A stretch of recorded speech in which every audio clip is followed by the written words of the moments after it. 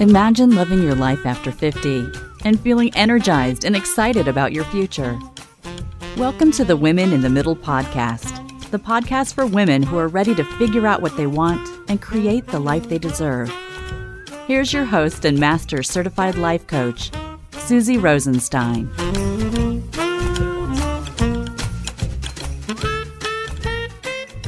Hey there, today's episode is all about learning to cope and find joy again after drastic changes in midlife with my guest, Michele Wirth. Let's go. Welcome back to the podcast Women in the Middle with over 1 million downloads and counting. I'm your host, Susie Rosenstein, your master certified coach and midlife mentor, and I am so glad to be here with you again. The topic today is all about learning to cope and find happiness again when you experience a huge change in midlife. Today, we're talking to a client who basically lost her travel business unexpectedly during the pandemic. Like, it almost evaporated overnight, as we were all slowly realizing the impact of the news about COVID and what it would mean to our daily lives, our professional lives, and our travel plans. My guest today is Michele Wirth. She loves to travel and finally figured out a way to incorporate her passion for travel with her passion to be an entrepreneur. But this all came to an unexpected screeching halt. Like, I wish I had that sound effect right now, that screeching halt from cartoons. Oh my God, it really was a screeching halt in early 2020, if you can think back to that time period. Being in the travel industry and being someone who was trying to travel during the pandemic was a nightmare. If you had trips booked, they got canceled. If you wanted to plan travel, you couldn't do it reliably. Everything about travel was super scary and unpredictable, and as you can imagine, extremely hard to cope with in the moment and during this whole phase of our lives. So many of us experienced this to some degree and know how stressful it was. Michele was at the front end of it all. She loved travel and her work in the travel industry so much that she pretty much considered it built-in therapy. Like so many of you, she was also someone who was hit hard during the pandemic. Her backstory is that she was a stay-at-home mom. Once her kids were in high school, her passion for travel led her to become a travel agent. In 2013, she opened a home-based travel agency called Simply Travel, located in Tampa, Florida. Then for the next 6 years, until 2019, Simply Travel grew slowly but surely year after year until it was on track for her best year ever, that first quarter of 2020. Now, just for a minute, go back to 2020 in your mind. I know I had just completed my last retreat in California in January, and we were just listening to the news, and then by March, things were really starting to get scary. So in that first quarter for her, COVID came and travel stopped. Michele's entire world was in a paralyzing spin. COVID had a horrible impact on her life, professionally and personally, and the fear was real. Now, Michele credits her experience in the Women in the Middle community during COVID for not only saving her from, in her words, a mental breakdown, but ultimately for leading to an attention deficit disorder diagnosis at age 54 and an entirely new perspective to the rest of her life moving forward.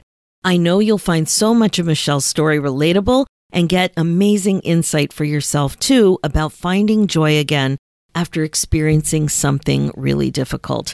So without further ado, please enjoy meeting Michele in this interview. Hi, Michele. Thanks so much for joining us today on the Women in the Middle podcast. Thanks for having me, Susie. I'm so happy to be here. Michele has been in our community for a couple of years now. And the pandemic was such a crazy time. And that's what brought us together. But really, of course, it was the podcast that brought us together. So can you talk a little bit about how that all happened for you? Sure. Yeah. So as you know, the pandemic had affected so many people, and it had affected me in just huge ways. And at the time, my kids were hanging out at the apartment, home from college for that time, and they were listening to all these podcasts. And I thought to myself, gosh, I really wish they had a podcast for women over 50. And I believe I Googled just that and found you. How about that? The podcast universe strikes again. So great. So I mentioned in the intro that you are in the travel industry, and that was very problematic during the pandemic. And you also note that being in this community and doing this work, getting coaching, actually saved you from a mental breakdown and ultimately really just helped move you forward, gave you a new perspective for the rest of your life. And I wonder if you could just talk a little bit about how difficult that phase was for you in travel with COVID. I mean, everybody has such a different experience. And I did not have a huge problem with it. I mean, in the same way in terms of my profession, because I was already home-based. I already had Zoom. I already had a microphone and a light. My kids had a huge problem, and my husband works in healthcare. So they were all much more affected than I was directly in terms of being able to do what I do on a regular day. I had plenty of stress and anxiety, though, that's for sure. But at least I was able to work and I knew how to deal with a microphone and all of that stuff. But for you and other women in certain professions, it was quite a different story. So talk a little bit about how that all happened. Well, as you said, I want to say the travel industry was probably maybe tied or, well, maybe number 2 to the medical industry as far as being affected by COVID, in my opinion, because really it was the travelers that brought alert to it, right? And so everything stopped. I mean, literally on March 14th of 2020, I began canceling trips, and I continued to do that all the way through June. And it was just cancel, cancel, cancel. And, that represents a lot of very hard work that travel advisors don't get paid for until after people travel. It was hard on so many levels. Aside from the huge career shift, because I was not prepared in any way, shape, or form to deal with things being so different. Okay. It was just completely different than anything I was dealing with. The news was changing on a daily basis. Yeah. We had, thankfully, I had no stranded clients, but there were a lot of travel advisors who did, and they had to deal with that also. And I know it was a second change for you because you were a stay-at-home mom and you always loved travel. And then that led you to become a travel agent once the kids were in high school. And, you were an entrepreneur. You opened up a home-based travel agency called Simply Travel in Tampa. And from 2013 to 2019, things were going pretty well. Oh, yeah, they were going great. I mean, we had grown year after year. We had expanded. So I am home-based. I always was home-based as far as where I work from, but I was never home-bodied as far as how I networked, how I did my business. And I traveled a lot, obviously. Yeah. So the change was huge for me on all fronts, personally and professionally. And since I consider travel my built-in therapy, I lost that during that time. And it was really, really hard. Boy, I think there's going to be a lot of research studies that happened as a result of the intense experiences that people had personally and professionally. So when you said things were difficult, what did you notice? Like personally for me? Yeah. Well, all of a sudden, I've always been an empathetic person and I've always been pretty intuitive, but all of a sudden I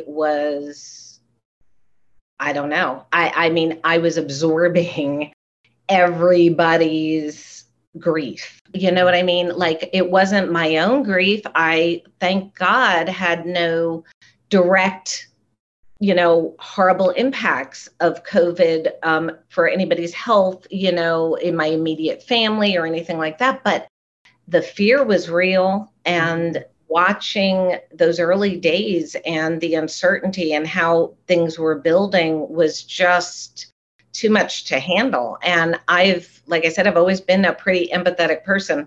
That combined with losing my own escapes or my own, it was just, wow. I was numb. I look back on the pre-women in the middle months, and I'm shocked I actually made it through those, relatively unscathed in the end, but I'm shocked because I was like a zombie. Well, and you describe it as being in a paralyzing spin. And, even without COVID in midlife, so many women do end up in a spin, in a mental tizzy, where you're just keeping the same thoughts, you keep asking the same questions, you keep answering them in a way that causes stress and spin and no resolution. And it's very stressful. Like, even there was so much fear in those beginning days. There was no vaccine. We all knew somebody who was being hit or suffered a great loss. And it was just so stressful. I remember going to bed at night with such anxiety where I had to rehearse thoughts to help keep me calm. And my thought was, everyone is okay now.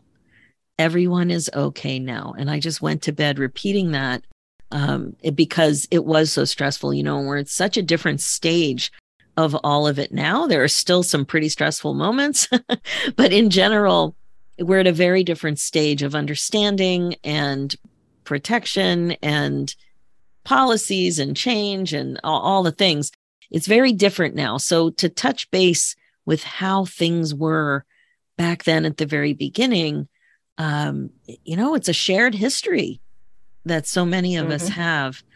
So you were in a paralyzing spin, and you're not alone. And then what happened for you that you actually reached out? You found the podcast, but then to go from being a listener to saying, you know what, I think I need a little bit more help. What was that like?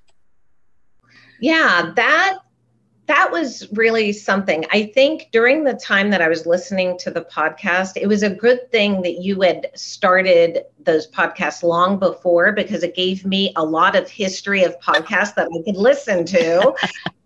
And seriously, I listened. When I didn't have to be like glued to a computer watching the horrible news happening, which I did have to a fair amount for travel purposes. I had those headphones on and I was listening to your podcasts and I was catching up on all these great podcasts. And I realized, my goodness, I'm identifying with these people. It was crazy to me because that's not something I really identified with before very much. I don't know. I know what you mean. It's kind of like many times we don't even think we're in midlife until something happens and you're like, oh, maybe this is what's going on with so many women right now. Maybe this is a thing and maybe I do have something in common with them. Yeah, the self-identity in this phase is very, very interesting and rethinking what it means to be this age and stage. And then with the pandemic on top of it and kids who are away coming home and all of the stress going on with the kids as well. And with job situations changing and people having to leave offices and coming home if they were able to keep their jobs. I mean, it really was a crazy, crazy time. So you realized you had something in common with everyone. And then still there's another step. Like, it takes a lot of courage or something to reach out. So do you remember the moment?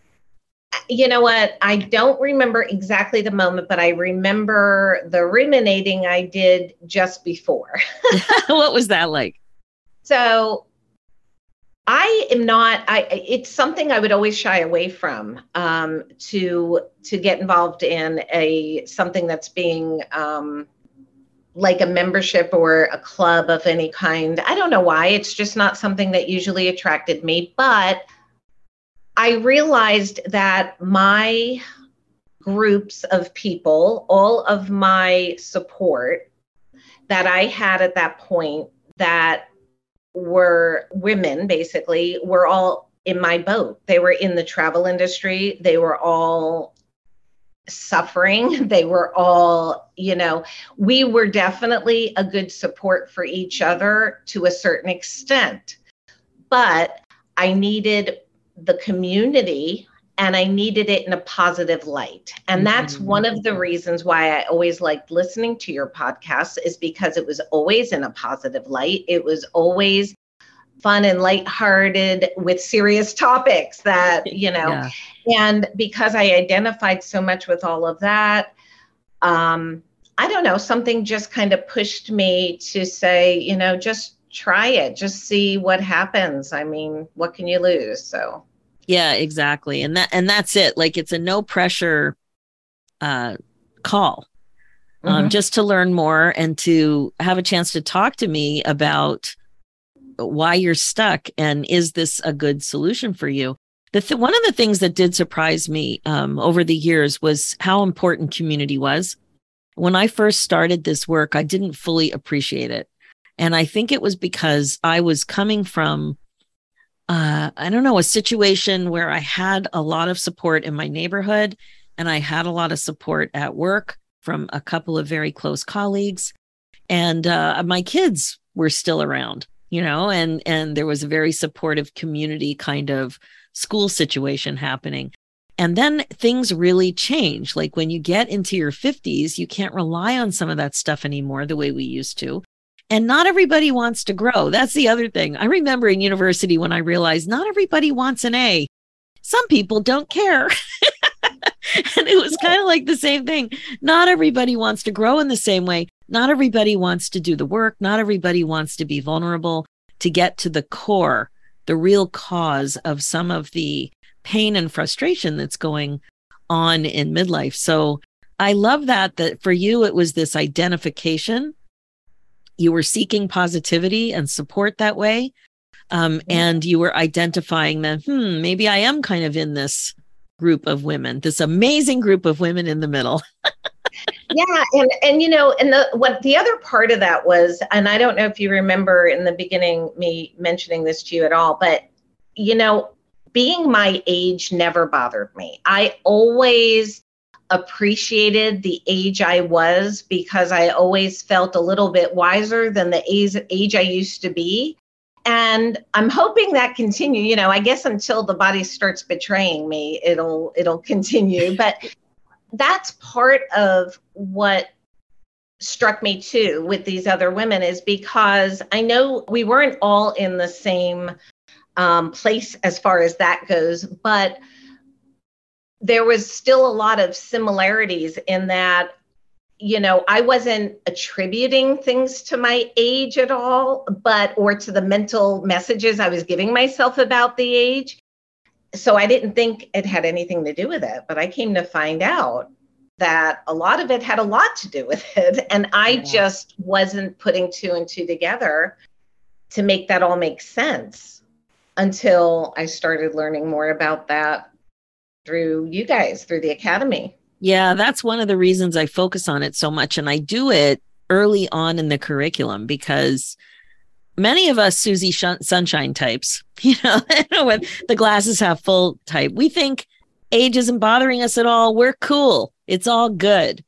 But then you don't really realize how it sneaks in, and how you may not really believe that the best is yet to come, for example. Like, we all say it. We all have the Pinterest pins. We've got the magnets. We read the books. But do we really believe that the best is yet to come? And when we don't believe that there's still opportunity and possibility ahead of us, what does that mean when we have doubt? What does that mean in terms of our belief and our the feelings that come from those kinds of thoughts, and the way that affects what we do? And when we don't even know, we're not even curious about it, it doesn't mean we're not cool. It just means that, are these thoughts helpful? Are they helping me in any way at all?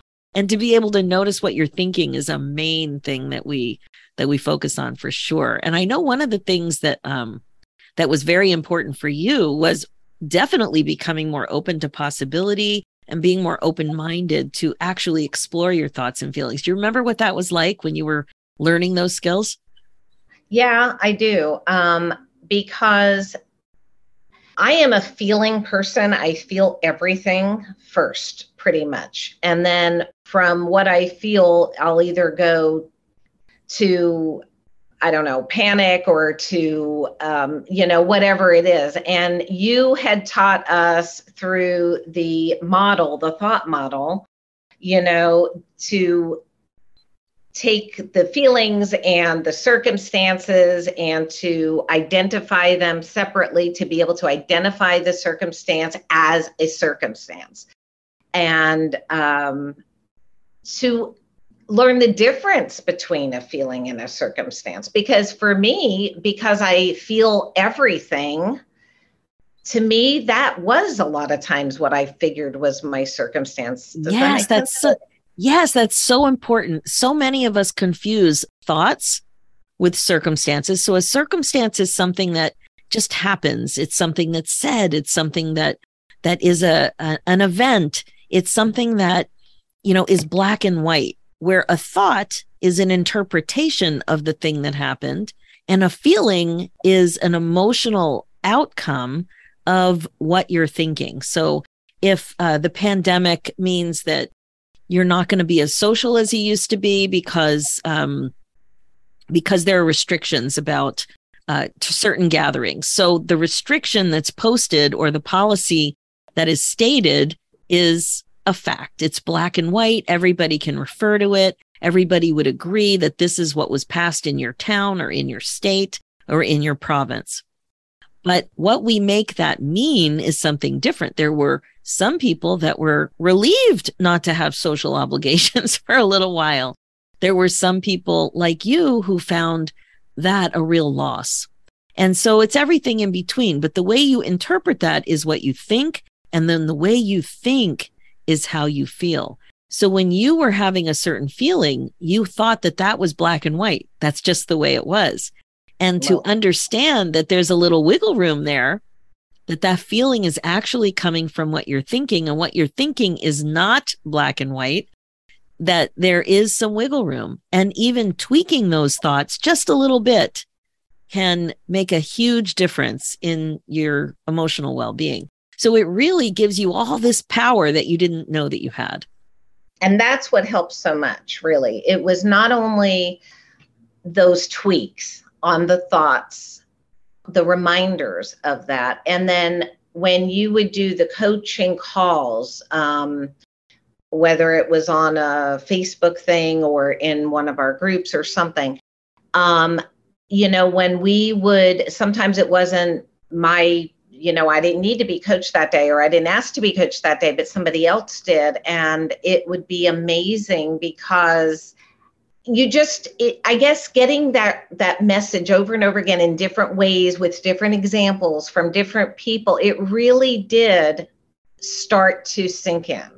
It got to where I found myself stopping and asking myself the question all the time. It was your voice, Susie, saying, well, so what do you make that mean? It's such a simple question, but it is a reminder that you have a choice here.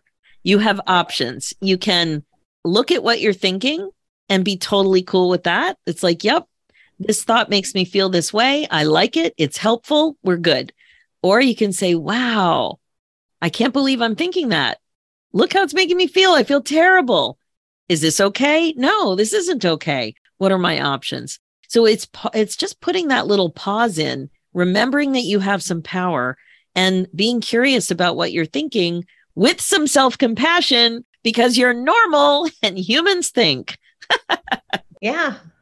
And it really, I will say that I don't know if I didn't have the podcast to begin with, just to be positive. And then the community of, I think I started actually in the open Facebook community. And then from there, I progressed to the Women in the Middle Academy. We were doing the accountability group and stuff. And, all of that, all of those pieces really just helped just a little bit more, and a little bit more until, I didn't feel broken anymore.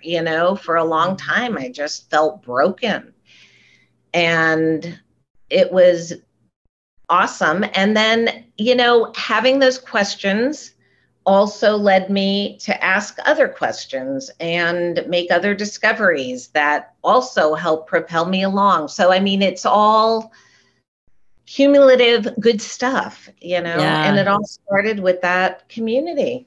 Yeah, I'm so glad you described it that way, because it really is cumulative. And a lot of people describe it as a shift.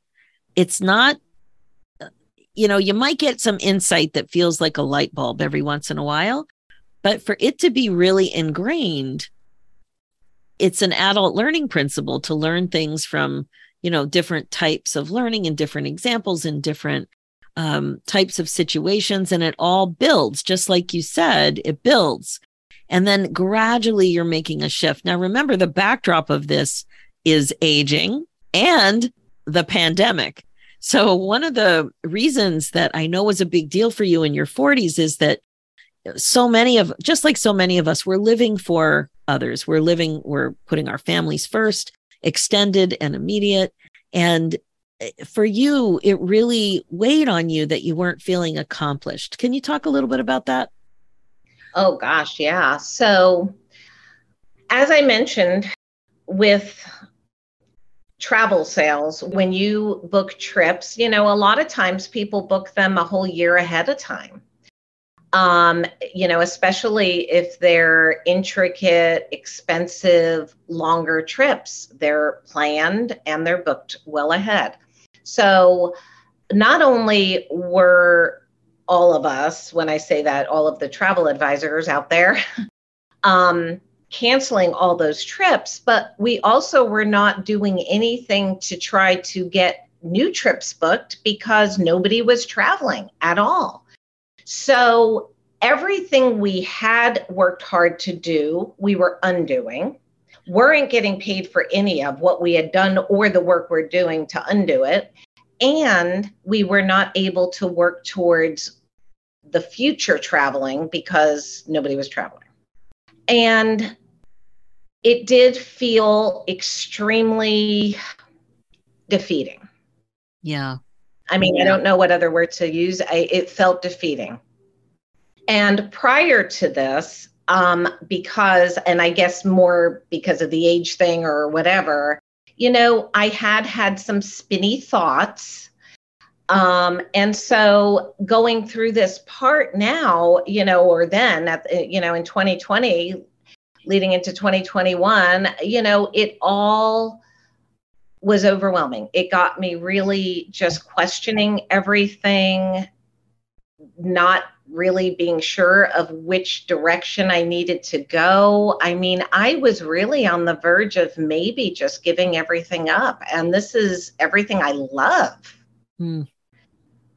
But I felt so lost and hopeless. There was not one thing I could do to change any of that. Yeah. And it was really hard.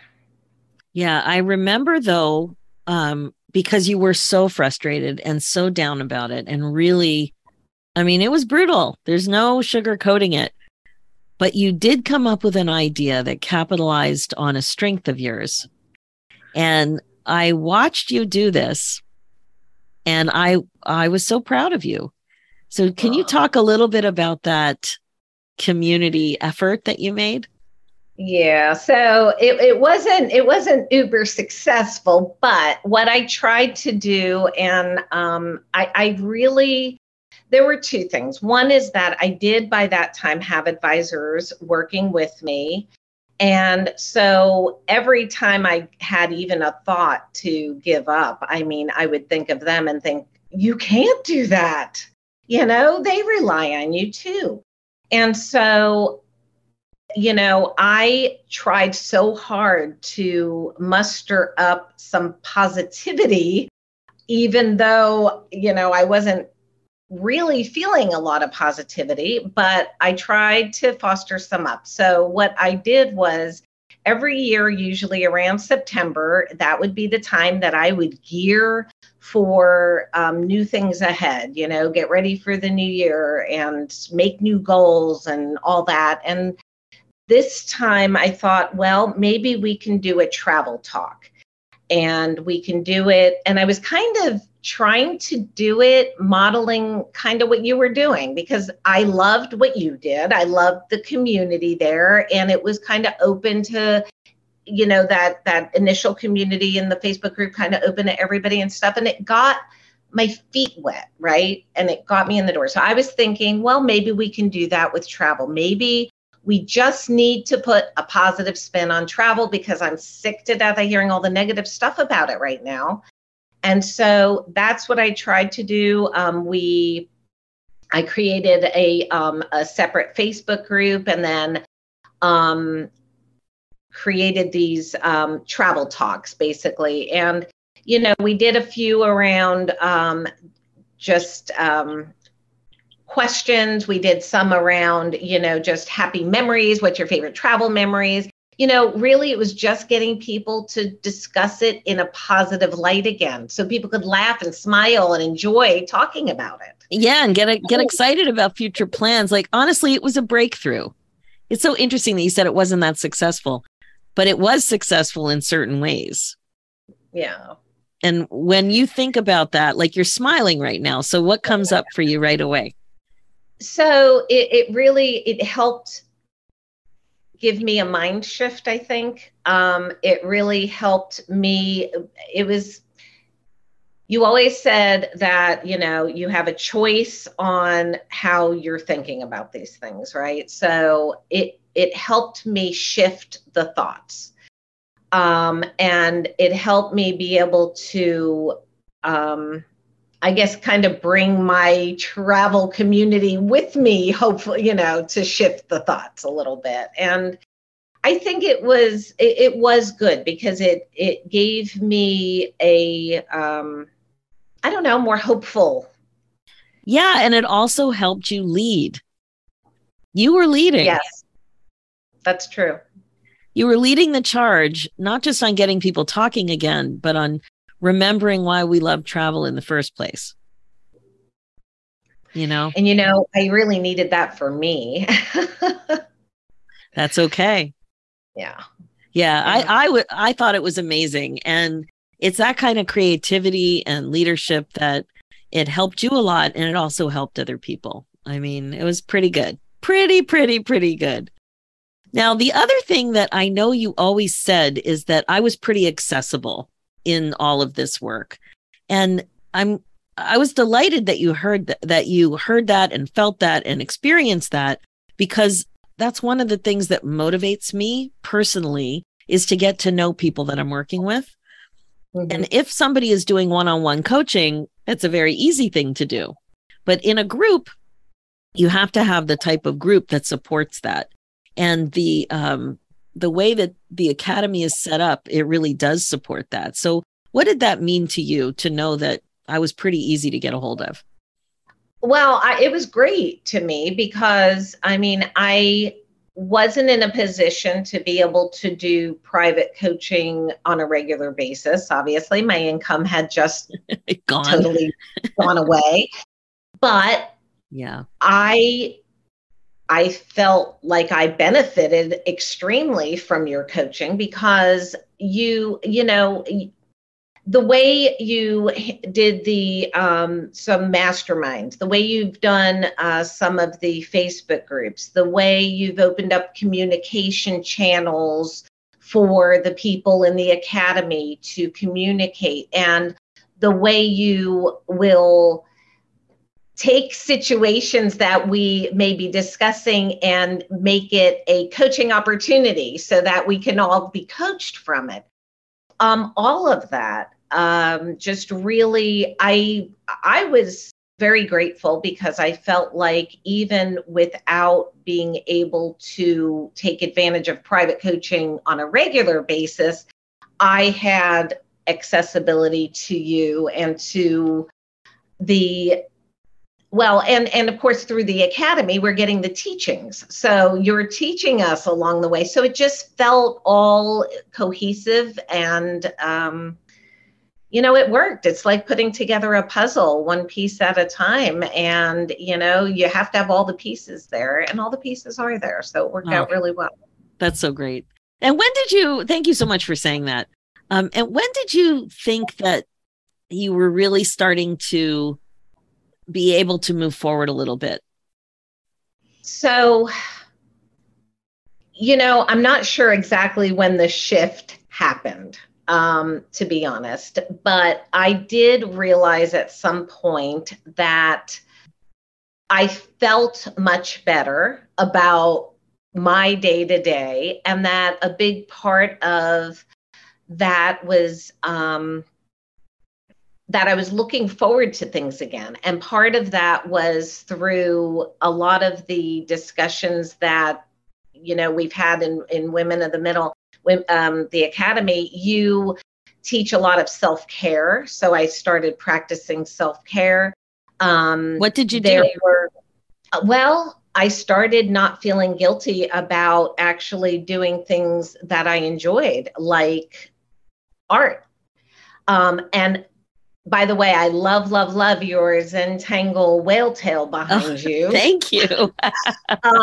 So the Zentangle, I loved that so much. And that, as simple as that was, my gosh, I still go back at sometimes and watch the recorded ones, and I'll just there's a lot of them. So I teach this mindful doodling, the Zentangle method, every other month, and the calls are recorded.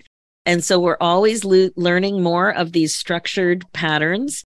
And I mean, what did you notice? Why did you like it so much? I know why I like it so much, but I think the reason I liked it so much is because I could be in it and not like you're concentrating on it. And it's just, I love, and you could just forget about everything else.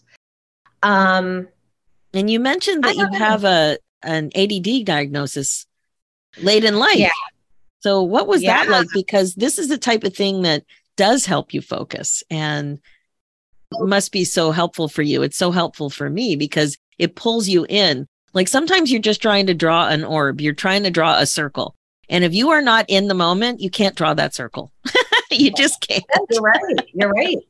It amazed me because it is one of the, even on that, when I'm doing those mindful doodling things, I have to be in the mind zone to do it, because otherwise, like you said, I just can't. But, it's funny, you mentioned my ADD diagnosis. I don't think I ever would have gotten that either, had it not been for you. Oh, why is that? I know this is something I hadn't even mentioned to you, but because with your coaching, there was a lot of stuff that you were helping me with and helping me through. And as much as I knew that everything you said made perfect sense, my brain wasn't having some of it. And I was really struggling with it. And it really, but what I knew is that you and I are on the same page when it came to, it wasn't that you were trying to take me in a funky direction or anything like that. I knew we were on the same page. So why couldn't this work for me? And it really caused me to need to go a little deeper. As you said, like when I realized I had to go deeper from just the podcasts to the academy and all that. And I love all of that. It's my happy place. And, I feel like I've got lifelong friends. So I love that. And I'll continue to always love that. But in a different way, it made me realize that something else was happening. Now, I didn't know what it was, to be honest. I thought that maybe I was still depressed, underlying, like I still had a lot more depression underneath or something. I don't know. I couldn't figure it out. And then after Christmas, after the holidays and stuff, I finally was doing a thought model, and I was thinking, I was trying to work through all of the steps about it. And when it got down to, so what are you making this mean, Michele? And I'm thinking, you know what? I think what I need to do, like I was making it was just, I was very down on myself at the moment. But what I really needed to do was to look into this, was to investigate, was to be curious, as you like to say. And I got curious. Wow. And so, yeah, before I found you, I had actually thought about getting some counseling because of the space I was in. And I couldn't get that at the time because COVID, nobody was going anywhere. But I found you. And that's why I have said, Susie, I know I've said this a lot, that I really felt like you had saved me from a mental breakdown, because with all the feelings I was going through, with all the emotion, with all of the circumstances around me that I did not know how to make any sense of, it helped me get sane. It helped me be on a positive path. It helped me identify with other people. Then it helped me to move beyond that and care for myself and go through those steps until it got me to the point where I was able to go, and I finally, I ended up getting a diagnosis after, a few months of seeing somebody, and it was honestly life-changing. So, wow. Yeah. Wow. I'm so excited for you that coaching opened you up to the additional mental health support that you needed to get the clarity on that. And, I'm not a clinician. That's not my job, but I do the kind of work that helps your brain think better. And you certainly aren't the first client who has done coaching and gotten some therapy at the same time. And and you got the testing and whatever you needed to do to get the diagnosis. And what a relief to have a diagnosis, because now you know what to do. Yeah, now I realize, oh my gosh, there's a million women out there just like me, and there's systems and coping mechanisms and all this good stuff. So, it's a whole new world. Yeah, winning for sure. That's so good. That's so good. It's so rewarding to know as an entrepreneur myself, and as somebody who's dealt with a lot of stuff, that I have some skills that are really helping people. And I love that. It makes me so happy. And, this is the thing. My job is to find you. So if you're listening right now, I found you somehow. And if you are on social media, it's my job to find you. And if you are searching for something in Google, it's my job to find you. It's my job. So that is why I have to pay close attention to what is bothering you, why you're stuck. And I need to do my best to learn how to find you so that I can help you. And that's why I'm just so fascinated, as many of us our age are. It's like, wow, podcasts. I mean, I'm still having, every time I have a glitch on my computer, sometimes when I'm recording the podcast and something's not working, like right away, I go back to, in my mind, 1981, computer lab, floppy disks, like big crash, lost all my stuff. Like, it's a panic. And my kids are always like, what is your problem, Mom? Just Google it. And I'm like, I don't even know what to Google. Anyway, we're getting there. So it's still somewhat fascinating to me at 59 years old. It's like, wow, I found you on a podcast. Yeah. We're connected, right? It's amazing. And it's a beautiful, beautiful thing to be able to build community outside of your local community, Absolutely. Absolutely. And I have to tell you, one of the greatest joys I've had has been to be able to meet one of our community members in person. And that was so much fun. And I really hope I get to meet everybody else eventually. But oh, I hope so too. Well, once we're traveling again, we've got one retreat coming up. We're definitely going to plan another one. Michele's been a couple of Michele and a couple of one other woman and maybe one more, I can't remember, definitely have ideas of for some future retreats. So we're definitely going to continue gathering now that we can start thinking about that again. And that's something that you mentioned in the pre-notes. Then in terms of the lessons that you've learned, now you're able to actually think about what's possible, things that you wouldn't have even thought about before. Can you tell us a little bit more about that? Oh gosh, yeah. So a big part of that really has to do with the fact that not only so during the time that I was just getting started with Women in the Middle, and I would hear everybody else talking and think, oh, that's awesome. Oh, that's great success they have. Oh, I love that. Oh, they got a promotion. That's amazing, right?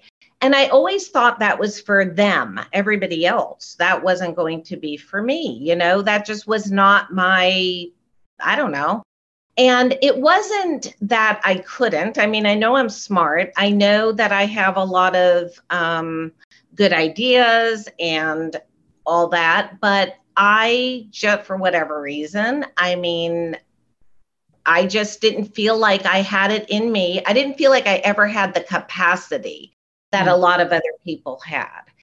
And honestly, learning the stuff about myself that I've learned, not only the ADD, but also how to manage my thoughts, how to manage my feelings, how to reach out in a community of women and get support when really that's all I need to be able to move ahead. It has just changed the possibilities for me. So now I'm starting just to think differently even about my business. And it really, oh my gosh, Susie, I want to say the last 2 months have been pivotal for me. Wow. Pivotal, really pivotal. And right now, so here we are, right in this time of year again, where I'm gearing towards the new year. And this time, it's me, it's the team. We've added a virtual assistant to our team. We added another 2 agents that are specializing in Disney, who are Disney specialists. We had to get them, they're already Disney specialists. We had to get them to be travel advisor specialists. But so I'm just rethinking all the possibilities. It's great. That sounds like Disney. I realized, I told you a while ago, I think, that I have a travel advisor that's been working for me for most of the time. I guess 6 of my 9 years. And she's 80 years old. She had an 80th birthday this year. Wow, good for her. And so I watch her, I want to be like her. She's stubborn.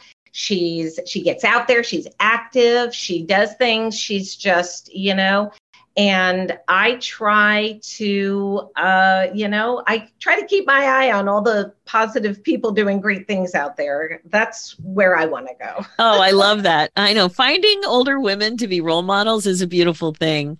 That is for sure. There's one other thing that you didn't mention that it was fascinating about you.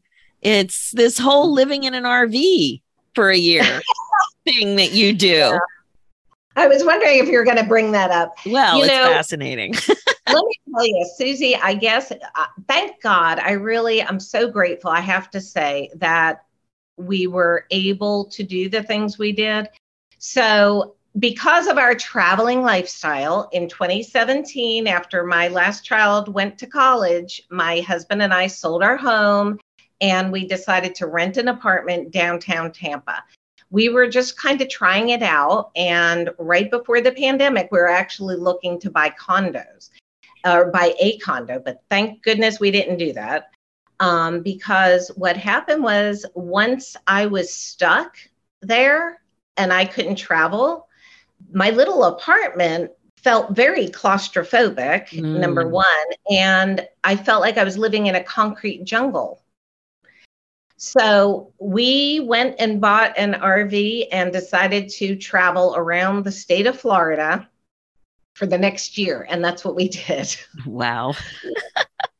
And, again, it was like one more thing, one more tool that I had along with you. These are the things that I credit for saving me during that time. It was you, the podcast, the women in the middle community, my RV.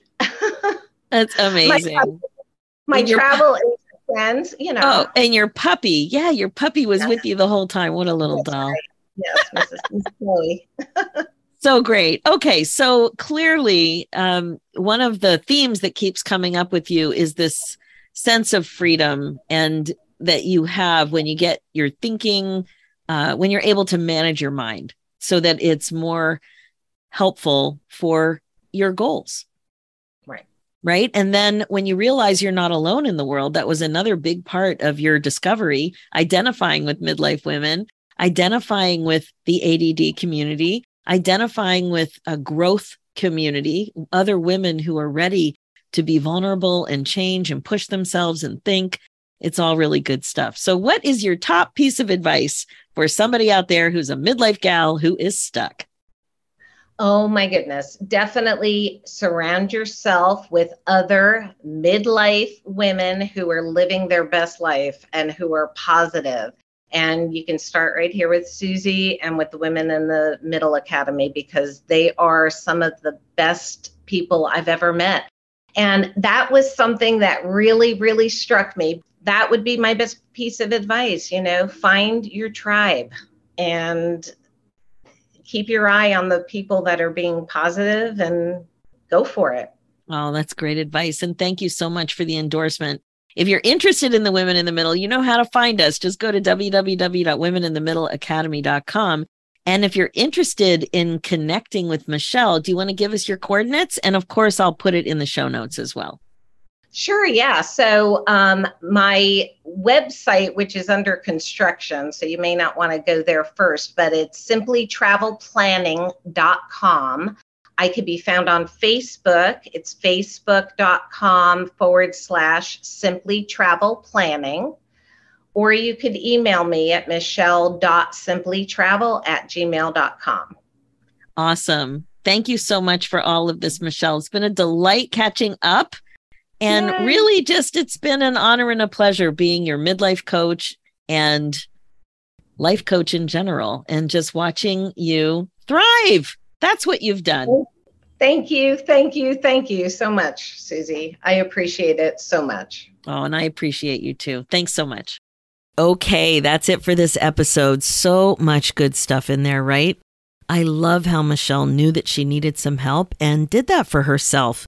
It is such a beautiful act of self-care. And who knew that first step of finding this podcast would be the thing that led her in an amazing direction.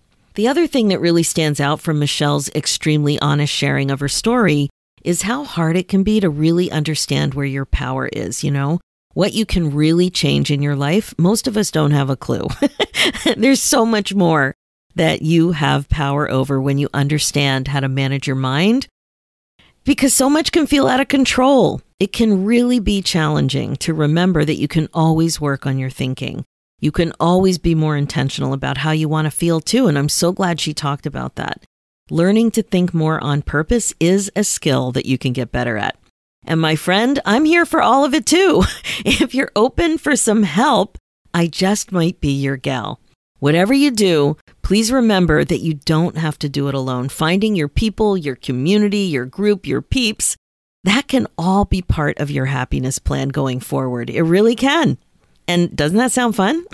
I know it sounds fun. So if you want more help, please reach out. Okay, as you know, my focus as your midlife coach is to help you get unstuck, clear, and excited about your life again. If you want to find out more about how to get unstuck and live your best life in the middle, make sure to watch my free midlife training at www.midlifevideo.com, and you'll get immediate access to some pretty great info about the secret sauce to midlife happiness. If you're ready to change your life and learn the skills to unstick yourself with some masterful coaching, a top-notch curriculum, an infusion of creativity, and a warm and fun community of like-minded women, then let's talk about it. I would love to be able to help you get unstuck and find that thing you're looking for. Go ahead and book your momentum call and let's talk about it. Head over to www.womeninthemiddleacademy.com. You can also direct message me on my Facebook business page, which is at the Midlife Coach, at the Midlife Coach. For show notes and links, head over to www.susierosenstein.com and click the podcast tab and look for episode 273.